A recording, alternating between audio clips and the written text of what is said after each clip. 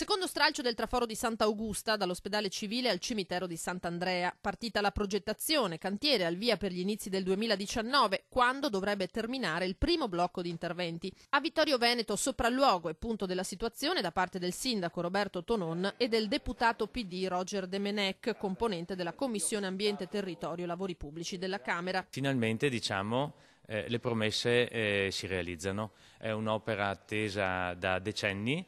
Qualcuno sospettava che l'uscita che avevamo fatto ufficialmente con il ministro Del Rio poco più di un anno fa fosse elettoralistica. Siccome non c'era nessun tipo di elezione, abbiamo garantito che le promesse sarebbero state mantenute e anche il CIPE, visto che i soldi sono stati stanziati, quasi 60 milioni di euro, ha garantito che quest'opera si farà. Sopralluogo utile anche a verificare i danni subiti nel corso dei lavori dai residenti. I cittadini saranno risarciti per i danni che hanno subito e che peraltro, purtroppo, vista la complessità dell'opera, per taluni versi erano anche già previsti. Opera che si conta sia pronta per i mondiali di Cortina del 2021, così come l'elettrificazione della tratta ferroviaria Vittorio Veneto, Ponte nelle Alpi fino a Belluno e Feltre, una sorta di metropolitana di superficie, una nuova opportunità di mobilità sostenibile.